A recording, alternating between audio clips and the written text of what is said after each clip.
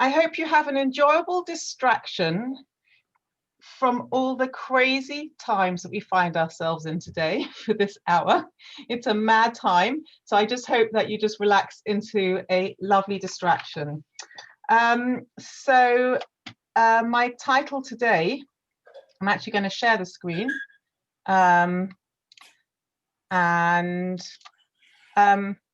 my title today is L.H. Gombrich's The Story of Art. I'm just going to ask you to excuse the quality of the pictures. It's one of the first PowerPoints I've ever made, and bear in mind on how technophobic I am. Hopefully you'll be forgiving of me. I also apologize in advance if I mispronounce any of the artist's name, and if that is, please unmute yourself and tell me. I had lots of fun preparing this. I hope that you have as much fun listening.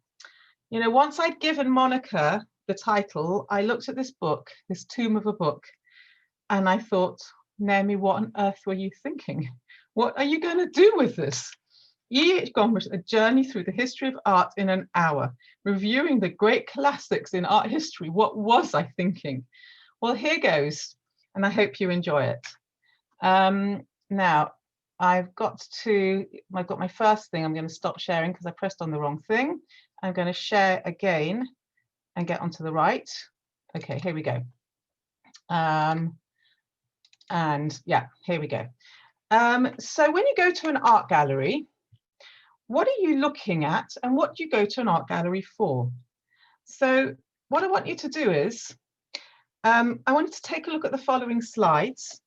They're slides that I took from the National Gallery, and I want you to just consider the following questions, and then I'm going to ask you to unmute and tell me. So as you go through the National Gallery in London, in Europe, in the USA, in Israel, what are you looking at when you see the pictures? Which galleries do you gravitate to? Which do you avoid? Do you get excited when you recognize one or when you know the artist? Do you have a favorite? Do you have one which you would like in your dining room? Do you have ones you particularly dislike, and why? Is there a genre? Is there a period? Is there a technique that you prefer? And why? So I'm going to ask you to unmute yourself, and if you want to, and tell me anything that went through of those questions. Are there a favorite? Is there one dislike? Is there something you go to? Is there something you gravitate to? Is it because you like the picture? Is it because you know the artist? Is it because you know something about the technique? So over to all of you now. Michelle. Okay, you know what I really don't like? It's really horrible to start with something you really don't like, but I really don't like those, is it the Italian-y, Renaissance-y ones where it's all lots of Jesus around and those lovely blue colours, but it's also churchy. I really don't like those ones. So that's a great beginning, and I thank you for that, because it's exactly an answer that I wanted. So exactly the opposite would be for someone who feels very religious and wants to get closer to their Christian roots. They would gravitate to that. And because that doesn't interest you at all, it's the one you're going to avoid, which is exactly the answer that I wanted. Any other comments before I go on? Really no need to say anything. I've got something to say. I went to an exhibition by Lucian Freud many years ago. I think it was at the Portrait Gallery, I can't remember, but I've never been to an exhibition where I saw such foul paintings. I mean, I thought personally they were disgusting, and yet there was one painting that was absolutely beautiful. So I couldn't quite believe it. It was The Girl with the Kitten, and that made such an impression on me. I don't know why, but it was just gorgeous. So I'm going to reply to that as well, and it's a brilliant reply, and it's really relevant to what I'm going to say, and that is that if I look at Lucian Freud, I think he had he had such a trouble inside him, and he painted such trouble. There's no when I look at him, there's no it's like he's stuck inside his troubles, and his paintings come through it, and yet he's a genius at what he does. and he's really good at expressing his terrible emotions through paint. And so you found one where the emotion speaks to you in a more positive way. I'm going to offer Maybe, that to yeah, you. yeah. But these are great replies, and they're relevant. Anyone else? And if not, we'll go on. Hello. Yeah, hello. Yeah. Hello, I'm Judy Kramer. I used to be a member of NARE. Hello, Judy. Hi, Judy. I know, I got Jenny Engelsman recommended that I go on to this because I like art. Yeah. No, I was just saying that it's really weird because I can see the most amazing classical painting, yet it doesn't really do as much for me as the Impressionists. And I find that really weird because, you know, the way Impressionists paint is obviously not as intricate and as wonderful as the classical paintings. And I just wondered why I feel like this. So I think that Gombrich is going to tell you your answer. Oh, right. I'm going to leave you with that. Naomi, I can see in the chat that Impressionists do very well. Lara Epton likes Monet and has lots of copies in her house. Sue says she loves the Impressionists, and Naomi says Musée d'Orsay, which has a whole mixture, including Impressionists. Hieronymus Bosch Yeats. Oh, yes. Yeats. Is that Yeats or is that an expression? I'm not sure. Oh, Okay, Michelle, I'm going to ask you to read out the chat because that's too much for me to do at once. That's really good. Yeah, No, so can I just say one thing? Can we please have a definition of art? I remember saying to somebody, what is art? I'm a music person. I'm not particularly an art person. And I said to somebody, what was art? And she said, anything that makes you go, wow. And I said, so if I took off my clothes and ran out Hendon Lane, would that be art? And they said, yes. If it's anything that, well, I can't accept that because the elephant dung that I saw in St Ives was not art for me. So can we please have a definition of art? Okay, Rosie, thank you. I'm going to start now. I'm going to ask everyone to unmute, to mute themselves. And I'm going to tell you this is actually probably going to take more than 11 o'clock. So I'm going to give you a choice. Either we can just finish at 11 or we can continue, or maybe we can do it another time. And I'm going to leave that with Monica to decide. At 11, Monica's going to decide what to do next. So we're going to begin. All right, so I'm back onto my share screen. I'm quite proud of my abilities to do this, I have to tell you. This is not something that I am very particularly proficient at. So I'm going to say that Gombrich wanted all of us to love art. And this is what he said. He said, it's usually impossible to explain in words why we feel that it is a great work of art. But that doesn't mean that one work is as good as any other, or one cannot discuss the matter of taste. Taste can be developed. If they have leisure, will, and opportunity, then the greater your knowledge, the greater it be bound to add to your enjoyment of art. He says, one never finishes learning about art. Great works of art seem to look different every time one stands before them. They seem to be inexhaustible and unpredictable, and as real human beings. So what was Gombrich trying to achieve when he wrote the story of art? Before that, I'm going to answer with the fact that the story of art is also a story about my 3 years of my life in Israel. In 1989, age 25, having qualified as a teacher, never expecting to teach again, I went to live in Israel, never expecting to live in London again. Almost 30 years later, here I am, having lived in London for the last 26 years, mainly as a teacher. Back in 1989, on my arrival, I scoured the jobs at the Jerusalem Post and I applied for a job in the Israel Museum working for Teddy Kollek. I didn't get that job, but through a lot of chutzpah and good timing, hashgacha process, I found myself with a better job inside the Israel Museum.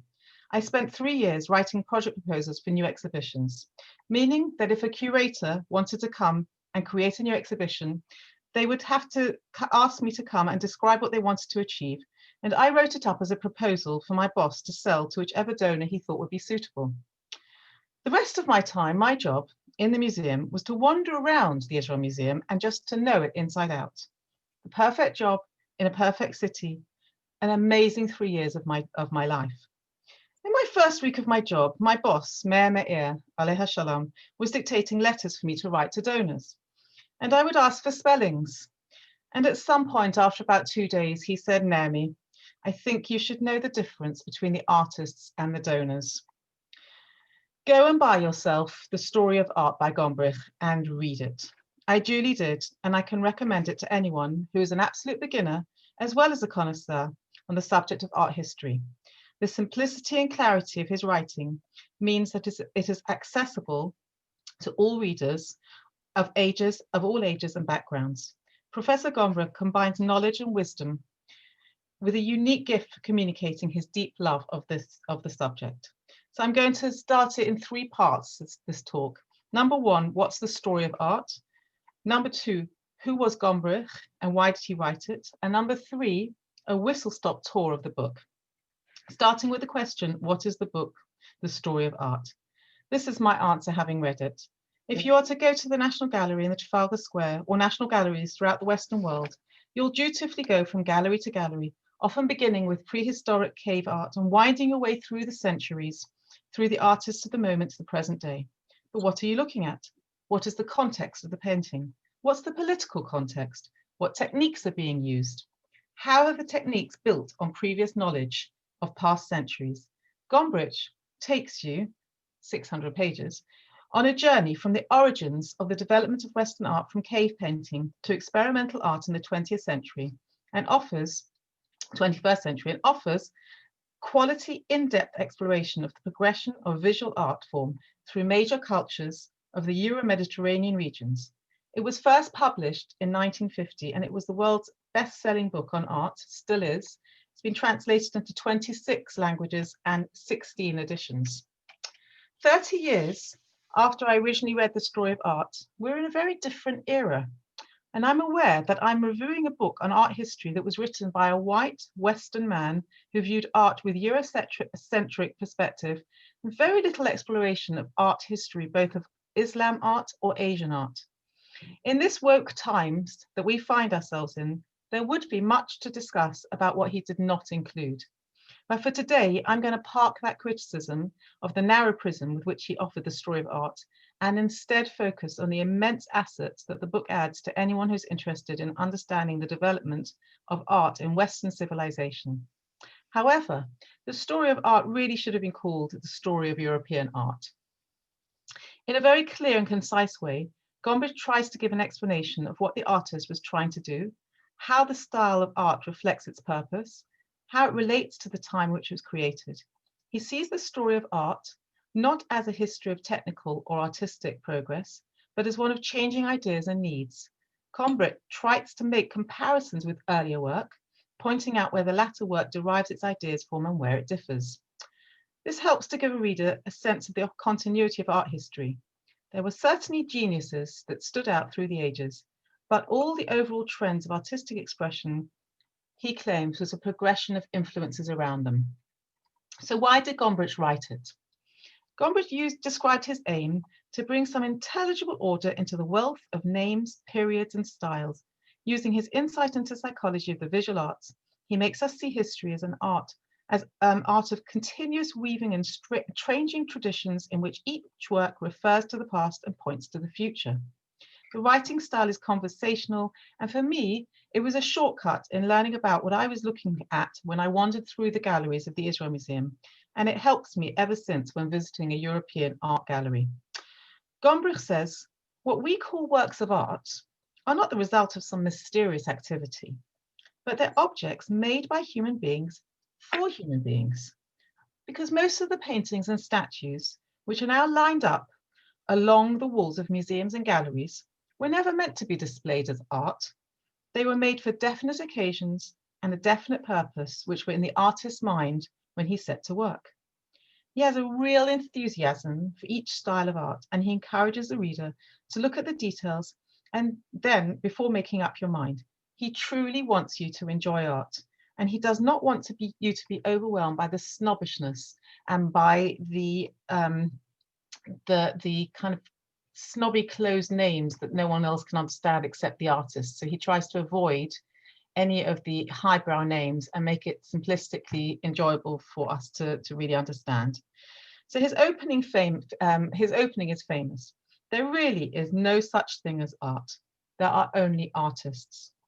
And he focuses on the latter, on their ways of seeing and representing, on the technical challenges they faced, not on general principles or abstractions. So Gombrich engages his reader with a story rather than historical details. Look through the pictures and imagine the artist who painted them with human hands in a particular time, particular place. So the story of art is looking at the artist's intentions, and beneath these, as Gombrich mentions on the outset, the changing ideas about the world and the function art performs in it. There are two things, therefore, this is what he says, that we should always ask ourselves if we find fault with the accuracy of the picture. One is whether the artist may not have had his reasons for changing the appearance of what he saw. And the other is that we should never condemn a work for being incorrectly drawn unless we're quite sure we are right and that the painter is wrong. His interest in art was in the connection with changes in social life and civilization, in ideas, both less and more than an art historian. So my second question was, who was Gombrich? Gombrich was born in Vienna in 1909 into an assimilated bourgeois family of Jewish origin who were part of a sophisticated social and musical milieu. His mother was friends with Gustav Mahler and knew Sigmund Freud well. She said he was the best Jewish joke teller, and Mahler was a difficult man with a tic. His parents had converted, and he was brought up as a Protestant until Hitler reminded him that he was Jewish. He fled to Britain in 1939 to take up a post as a research assistant to the Warburg Institute, University of London. During World War II, Gombrich worked for the BBC World Service, monitoring German radio broadcasts and translating German propaganda. When in 1945, an upcoming announcement was prefaced by Bruckner's Seventh Symphony, written by Wagner's death, Gombrich guessed correctly that Hitler was dead and promptly broke the news to Churchill. He was the first to break the news in England that Hitler had died. Gombrich returned to the Warburg Institute in November 1945, where he became the senior research fellow, lecturer, reader, and eventually professor of history of the classical tradition and director of the institute. He was elected a fellow of the British Academy in 1960, made CBE in 1966, knighted in 1972, and appointed a member of the Order of the Merit in 1988. He continued to work at the University of London until close to his death in 2001. Gombrich was close to a number of his Austrian emigres who fled the West prior to the Anschluss. Among them was Karl Popper, with whom he was especially close. Okay, a whistle-stop tour. I'm going to concentrate on the paintings rather than architecture. The book was divided into, it's an introduction and then 27 chapters, each with a defined time period of art history with one or several cultural geographical contexts, and a concluding chapter summarizing the latest developments in visual arts. The first chapter starts examining prehistoric art and native cultures, which is followed by an exploration of the most prominent ancient civilization, which he considered, which was ancient Egypt. Gombrich provides an engaging explanation of the unique style of Egyptian figures that shows the face and the arms and the feet in profile, as you can see, but the body facing forward, presenting what Gombrich described as the best idealized forms known to the artists of the time. The Egyptians combined geometry with a keen observation of nature in their works of art. During the many years, there were many rulers prevailing in every work of art. Everything had to be presented in its most characteristic angle. That's why some Egyptian art looked weird. Human bodies had a combination of angles for different parts of it. Egyptian art was created for the purpose of ensuring that the dead would continue to live in the afterlife. It was not actually intended to be seen by the living. What mattered most was not prettiness, but completeness. It was the artist's task to preserve everything as clearly and permanently as possible. Egyptian art was thus highly stylized and created to a set of very strict rules, which ensured that everything had to go into the picture would stand out with perfect clarity.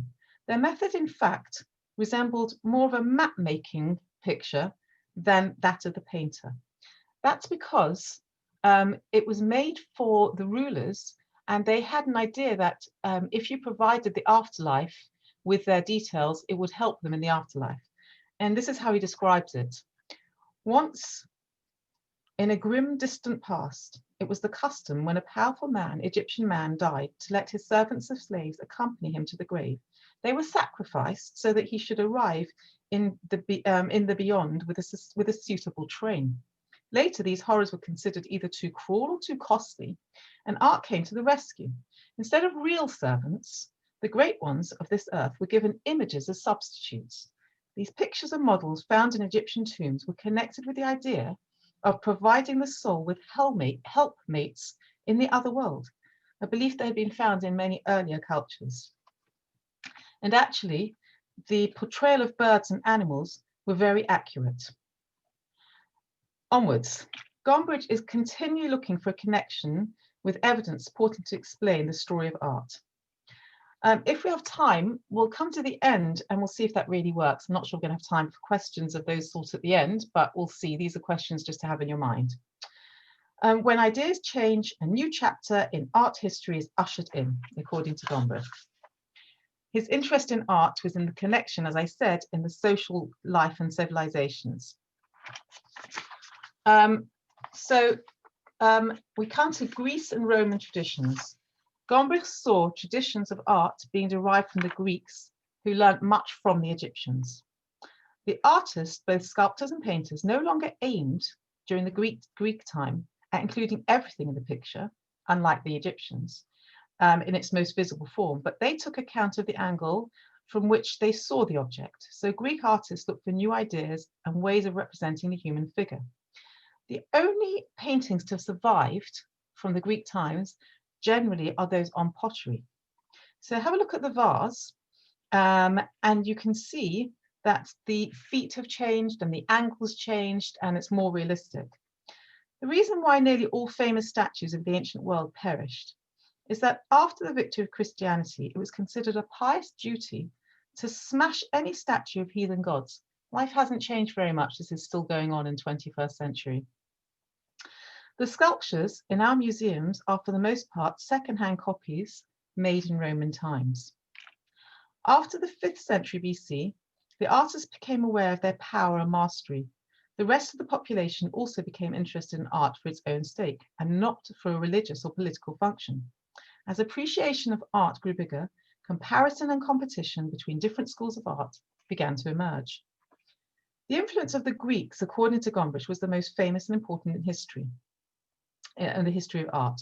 The Great Revolution in art came with the beginning of science and philosophy in the history of humanity. Alexander the Great appeared towards the end of the 4th century, and he ordered portraits of the heads of the statues to start looking more animated and alive, more real than the beautiful ones created in earlier works. With the foundation of Alexander the Great's empire, this period is known as Hellenistic, and the art dispersed into almost half of the world. It was strong with dramatic effects that were more valuable now than the harmony and refinement that used to prevail. Hellenistic art wished to be impressive with its wild, passionate, and vigorous works. Greeks used their knowledge of geometry to cut stone accurately, plan, construct, and organize labor. Romans conquered this world and founded their own empire. Through their most outstanding achievement, which was civil engineering, the Romans incentivized and showed their art, their power within their power to the empire, of their empire. Stories are told in their art about victories and how they dominated their opponents, which unfortunately for us is shown with Titus' art. Their accurate rendering of the details changed the character of art. When Christianity entered the picture, a combination of telling stories as simple and as clear as possible got together with pagan Hellenistic art, and people started to idolize and imagine how God looked like. Christ is shown with youthful beauties, and the stories from the Bible are portrayed as simple and clear as possible. Gombrich argues that in the middle of wars, revolts, and invasions, there wasn't too much time for art, and art became more rough and ready, and the methods became more rough and ready. Art was back to being religious, And the Dark Ages didn't really have one clear style, but rather they had a conflict of a number of different styles. The whole training and upbringing of the medieval artist started by being an apprentice to a master, whom he assisted by first carrying out his instructions and filling relatively unimportant part of the picture. And gradually, he would learn how to represent an apostle and how to draw the Holy Virgin. And he would learn to copy and rearrange scenes that looked from old books to fit them into different frames. Never in his career would he be faced with the necessity of taking a sketchbook and drawing something from life. So it's a whole different period of art. At this point, Gombrich then touches on Chinese and Asian art so briefly that we can again come back to that at the end, but there probably won't be time, but here's another area of discussion that they can go to. And he connects Chinese and Asian art with meditation and Buddhism and inspiration from nature. Have a look at this incredible picture from the year 1200 done by Ma Yuan, and it's done by Lu Tse, and it's called Three Fishes. And have a look at the incredible graceful curves to suggest movement, and then also have a look at these ones and the calming scenes from nature. These are all from around the year 1200. He literally passes over these very quickly, and then he returns to focus on Central European art. The 14th century was less religious, had a less religious Gothic style, and there was more exaltation of feeling shown in art, especially their love of tenderness, great delicate detail. The international style is a period that starts at the end of the 14th century, where artists started to travel from one city to the next. The artists of the international style observed and delighted with beautiful things. They studied nature in order to portray it, and sketchbooks are something that people used for this purpose. So have a look at these slides. These done by Giotti, who was a Florentine artist and considered to be the first to draw realistic paintings for over 1,000 years.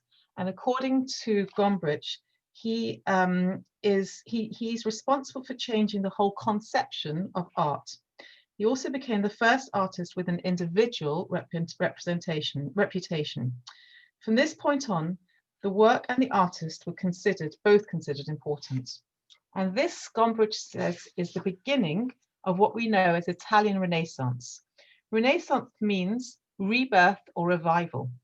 Why it was called that is because if you really wanted to praise an artist, then the best praise you could give an artist was that they were as good as the ancient Greeks and Romans, and that's why it was called Renaissance. At the same sort of time, you've got Jan van Eyck in 1433, who he claims was the true inventor of oil painting. And he revolutionized painting with oil that allowed for more detail and perfectionism of the image, as can be seen in this famous portrait of Giovanni Arnolfini and his wife. He said also that at this time, middle of the 15th century, with the invention of printing and the using of movable type, the printing press allowed for pictures to be printed via method of woodcut. There were other kinds of engraving that were invented, and that was copper engraving. And printing allowed for an easier displacement of art around Europe. So then we get towards the end of the 15th century, cities are beginning to form their own identities and vied with each other for commercial and artistic importance. The formation of guilds, each city developed its own tradition, and various schools of art became identifiable. So here we come to the early 16th century, and it's the most famous period of Italian art. You've got Leonardo da Vinci, you've got Michelangelo, you've got Titian and Dürer, and this is known as High Renaissance. Moving on, you've got you've got later Renaissance in Europe, and you have 16th and 17th century. You've got the Protestant Reformation, and that raised the issue about whether there should be any religious paintings at all. So you've got Hans Holbein the Younger, a German known for his portraits. You've got Peter Bruegel the Elder from Flanders, who painted scenes from peasant life, and you've got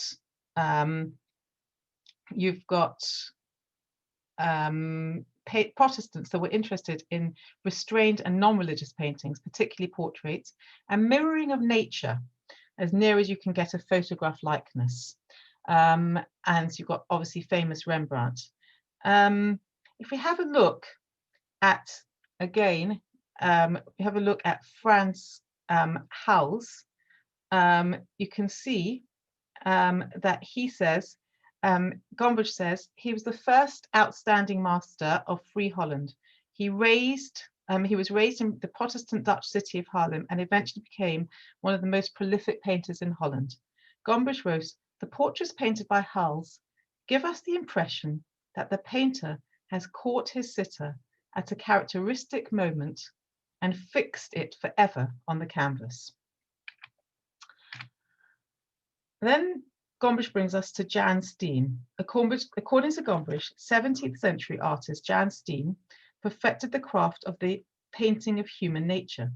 Steen could not afford to live solely by his brush, and therefore he ran an inn, explaining why a large number of his paintings show merry festive scenes depicting the lives of peasants like the one below. Steen was an avid observer of life whose fascination with human behavior was reflected in every detail of his work. In this painting, now in the Wallace collection, we observe a christening feast. Gombrich notes that his friends and relations stand around the father of the baby who proudly holds his child. Gombrich particularly appreciates Steen's figure of the woman in the foreground for its harmonious arrangements of colour. Okay. We then come to William Hogarth. In many eyes, William Hogarth, he was born between 1697 and 1764, defined 18th century England through his didactic and satirical engravings and paintings. In Gombrich's view, Hogarth was trying to teach his audience the rewards and virtues of sin. In his series, The Rate of Progress, Hogarth visually narrated the downward and inevitable spiral of an idle rake, a gentleman who is usually a hedonist, a womanizer with immoral conduct, whose terrible life decisions result in a life cut tragically short. In these scenes, the rake collapses in bedlam as he lies on his deathbed on a dirty floor in the middle of an asylum, and the only person visibly mourning his death is a weeping servant girl behind him. According to Gombrich, Hogarth would have compared his profession to the art of a playwright. His motivation was to capture the character of each protagonist. Each of his paintings sets a scene that propels a larger theatrical narrative, which often becomes rather sordid, scandalous, and tragic. Gombrich argues that while Hogarth was trying to establish a new form of art, he was also referring back to the artists of the past, like Jan Steen, who also painted scenes of social merriment and debauchery. Then we get to Joshua Reynolds, who was 1723 to 1792, and a prolific 18th century portrait painter who became the first president of the newly founded Royal Academy when it opened in 1768. And he came to embody the art establishment of his time. Unlike Hogarth, who tried to create a new kind of English art, Reynolds preferred to revere Italian masters, and he traveled to Italy to study the paintings of Raphael, Titian, and Michelangelo. Gombrich describes Reynolds as an artist deeply concerned with taste, in which in the context of the 18th century was a term not only designated to aesthetics, but also implied high moral virtues, intellect, and ultimately status. Compare this with Thomas Gainsborough, who Gombrich describes the rival painter Thomas Gainsborough, 1727 to 1788, as a self-made man who achieved great success despite never having traveled to Italy to learn from the masters. Unlike Reynolds, Gainsborough was less concerned with highbrow, and his talents lay in being able to show us a sense of movement through his brushwork, a refined touch and a fresh take on his subject matter. In this portrait, Miss Elizabeth Haverfield, Gombrich praises the art's capturing of the child's fresh complexion, as well as details showing the shiny material of her cape. According to Gombrich, while Reynolds' style was laboured, Gainsborough's style offered exquisite detail and touch and texture. So we come to Turner.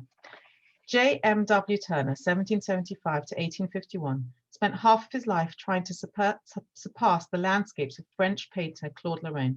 The painting by Turner is an imitation of Lauren's famous seaport painting. That's Lauren's one that he was imitating. I think he did surpass it. And in his first draft of his will in 1829, Turner stipulated that he should be buried in the canvas, in this particular canvas. Then he changed his mind and he made the donation of the painting on condition to the National Gallery, where it is today, on condition that it would be in between of Claude Lorrain's paintings. Turner was a favourite of the Royal Academy until his work became more daring. Have a look at this.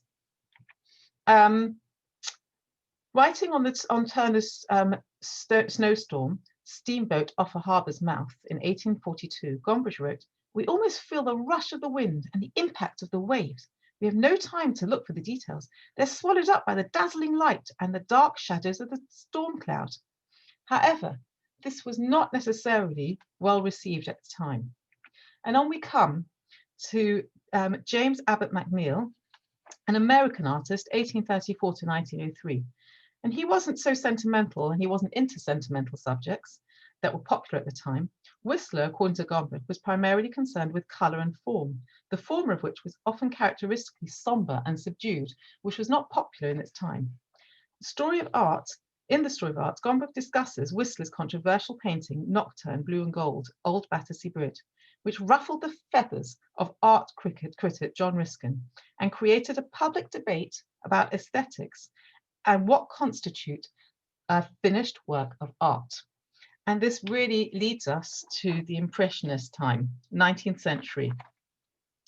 And Gombrich sees this as permanent revolution. The 19th century explores the changing art scene during the period, claiming it to be a seminal moment in art history, permanently changing the way we view art and create art. He sees it as a turbulent period to which art responded. He says, first, there was the impact of the Industrial Revolution, claiming it to have been destroyed, to destroy the very tradition of solid craftsmanship, and changed the focus of the art from skill to one that was more focused on expressing the artist's individual personality. Secondly, a challenge on the convention of subject matter. Thirdly, rethinking of the representation of men or objects in a less artificial way. And fourthly, the impact and introduction of photography, claiming that realism was no longer so sort of, such as the emotion and the individuality of style. And he argues that although there were schools of artistic thought that initially ridiculed each heretical experiment, the experimentation was an inevitable necessity to push the boundaries of human expression through art form, and ultimately the new styles further influenced the further expression of the new styles. This is where, I haven't got time to discuss this, and again we can discuss another time, but this is where I think Gombrich gets himself stuck. He can appreciate the need for change that includes Impressionism and Expressionism, but boy, did he find it difficult to explain and understand 21st century modern art. He empathizes with the hardship of the Impressionists in relation to the critics and the fight against societies, the ideological traditionalism during the period when artists were trying to make information more accessible and easy to engage with, the unique masters such as Cézanne that he thinks led to Cubanism, and Van Gogh that initiated a new style of expressionism, and Gauguin that was expressive primitive painting, and Toulouse-Lautrec that developed a poster style much like Japanese wood block prints.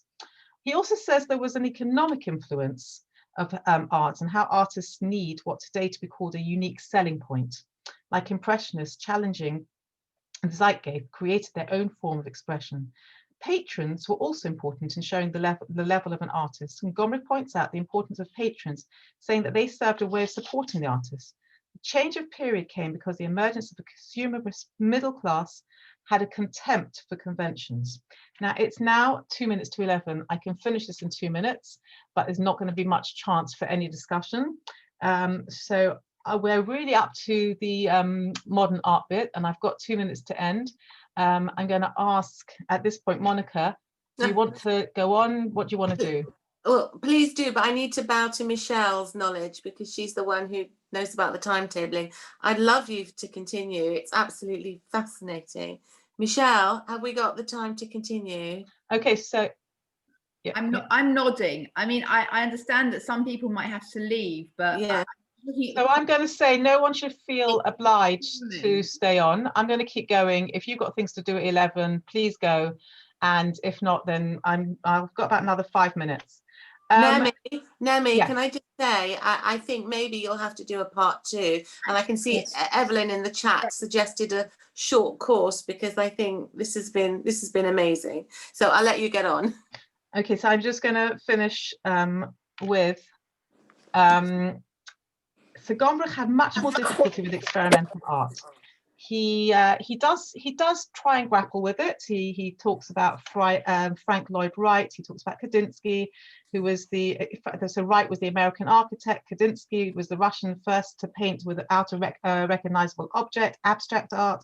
He goes through Matisse, who emphasizes color. Picasso, who I'm going to come back with, who emphasized shape and created Cubanism.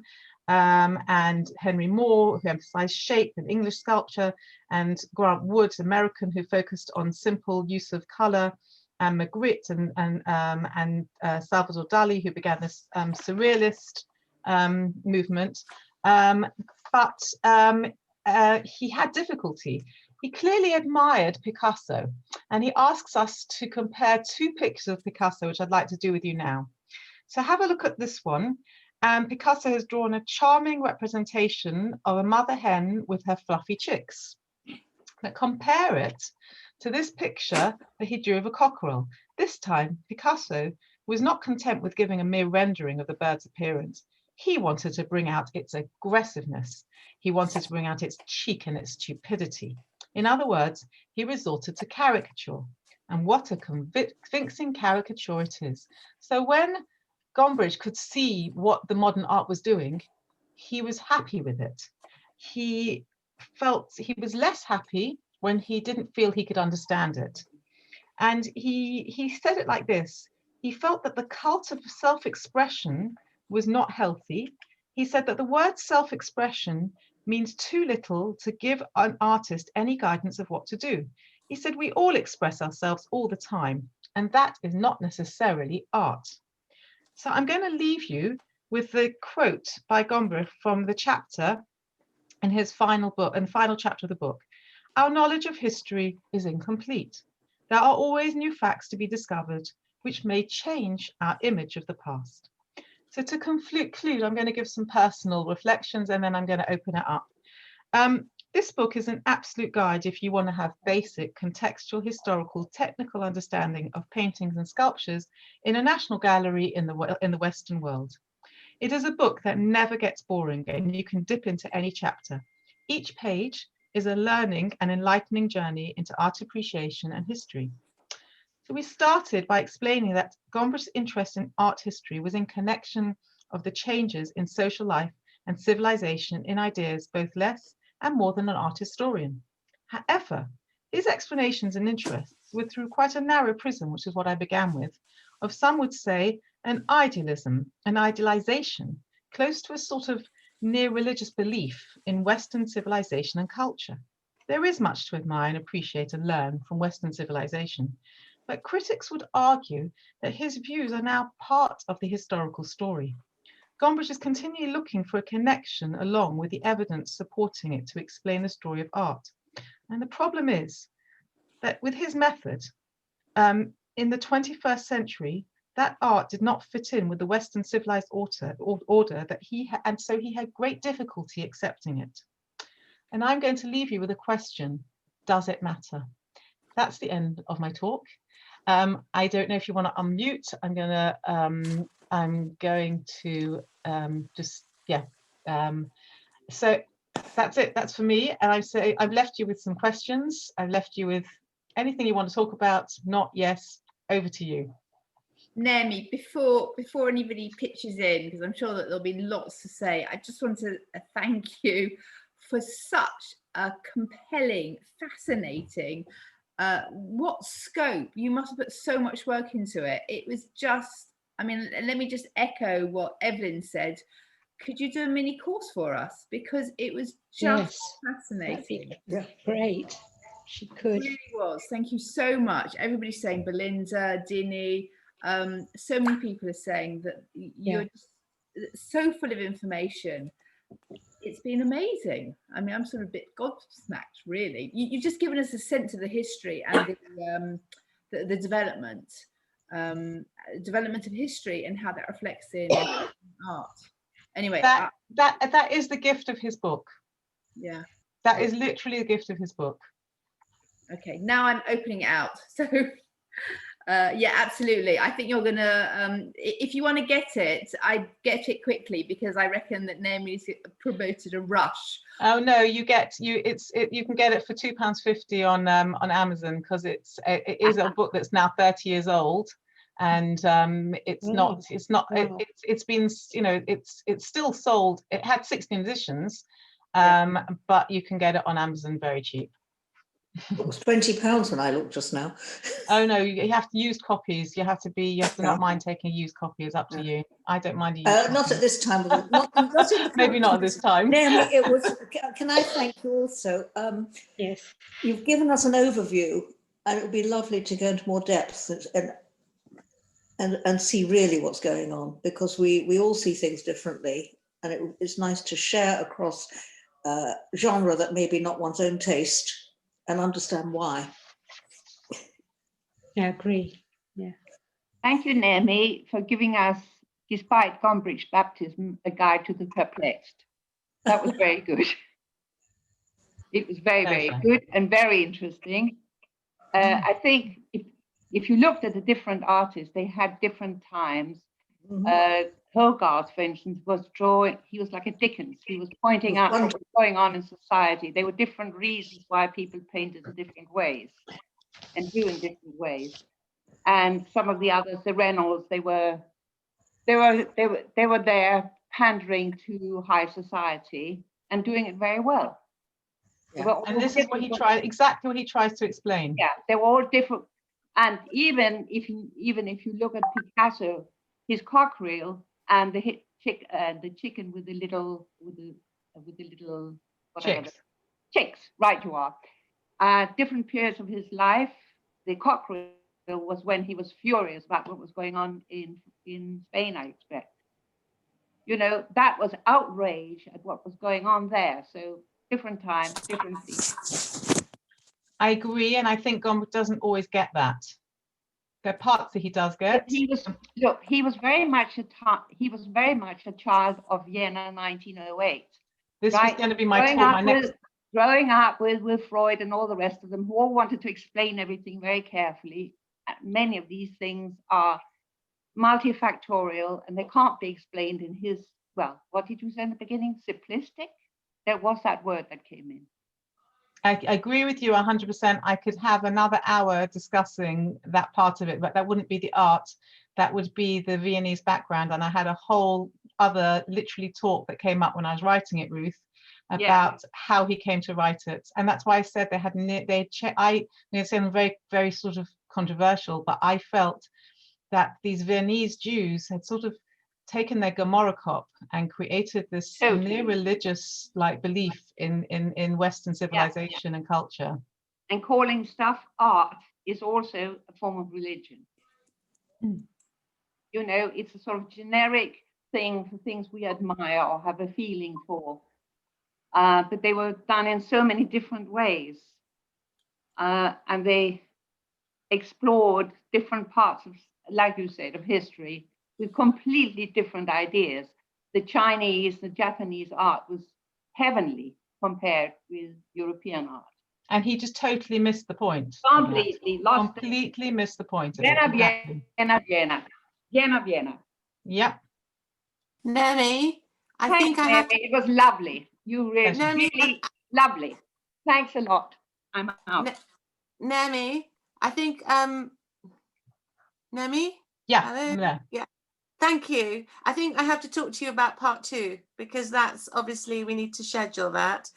We've all got a lot of time over the next few weeks, I think, so it would be wonderful to talk to you about that. If there are any other questions, because then I think we will wrap up for today. That was wonderful. We've all enjoyed it so much. Yes. It really Be was nice for excellent. part 2. Yeah. Thank you for joining me. Have a great day. By popular demand, we're going to have you back. Thank you. Yes. And thanks for all the work you put into it. That was so interesting. And it really was a whistle-stop tour, but I think I've really had a really good idea of the evolvement, I think, of art over the centuries. And we'd really all like to know more. So thank you for that.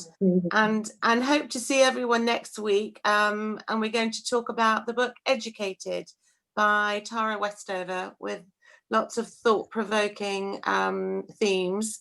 And everyone should have a good week. And thank you again, Naomi, for all of that. And I just would like to thank Michelle and Monica, because I think that these everything that people are doing to make life more interesting and more distracting in a positive way is exactly what we all need to be doing. So this is my chance to say thank you to Nair, thank you to Michelle and Monica.